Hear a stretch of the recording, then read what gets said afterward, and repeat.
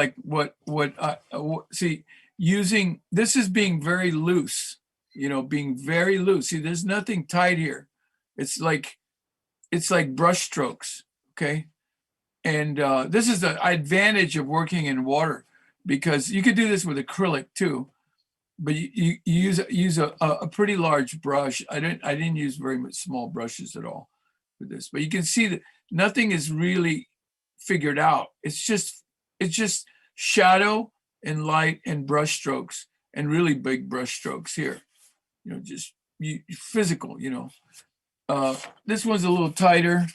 This used to be the estuary right there by Laney, and you can see my fake grass. See how I did the grass? That's how I did the grass on the painting I was just doing too. I have certain kinds of ways of trying to get to the point without being so literal. Grass is really not like this, or trees, but you have to figure out sometimes you have to figure out a vocabulary of strokes, and that's kind of like what you see there. This is the Oakland Public School building here. See, things are really loose. They're not really tight. This is not super realistic. Here's one of the estuary, and this would be, again, see these loose strokes? It's all very gestural. It's very gestural. The colors, though, some of these colors, when they're applied very smooth, but they're not overly, I'm not doing it from photographs. These are done on place. See, this is very cartoony. This is the same building you saw with the cars, and this is the Oakland estuary with clouds and trees. See, I make up my own kind of thing with the trees and all that. It's brush strokes.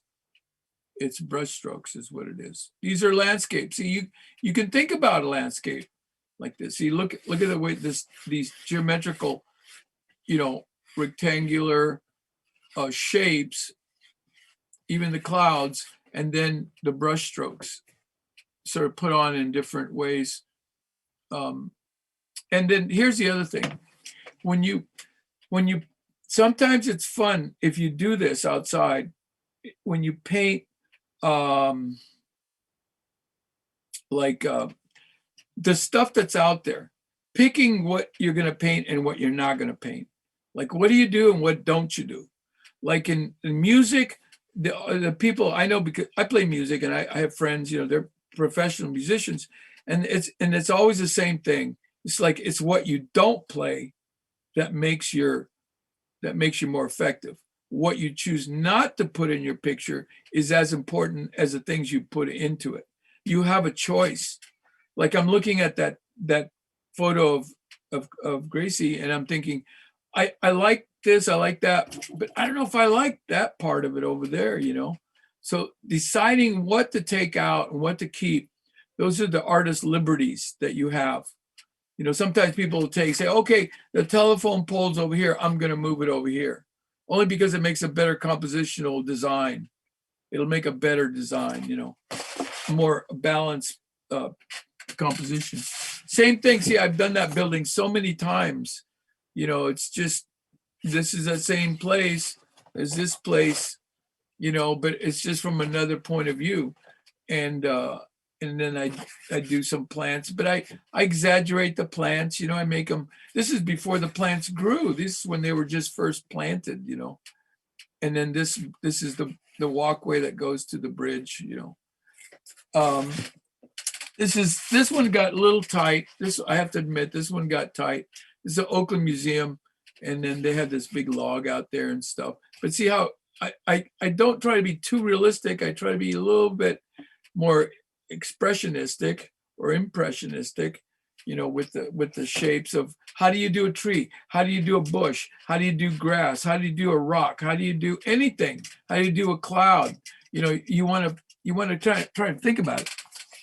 Here's one. This is a good practice. This is an estuary, but just done in black and white. This is really healthy practice because you're pitting dark patterns against light patterns. Just black and white. It's a silhouette. It's like a night scene, like a full moon, and what do you see? Things are put together. they're not separate. They're all connected. So the benches are connected to the side of the estuary on the other side, and they're connected to the water.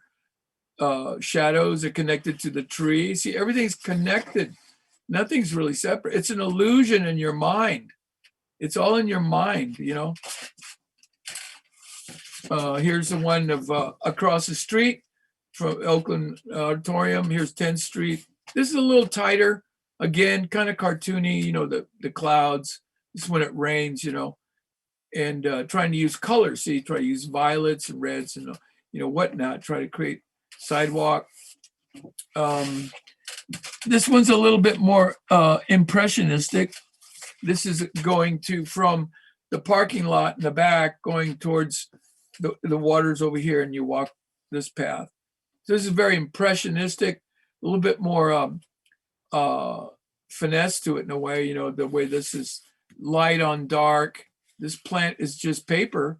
See, and these are brush strokes and cast shadows and whatnot, the trees, you know.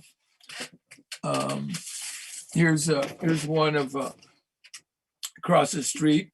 All the grass is blowing, big clumps of grass blowing in front, and then the cars, and then the buildings have this fence up there.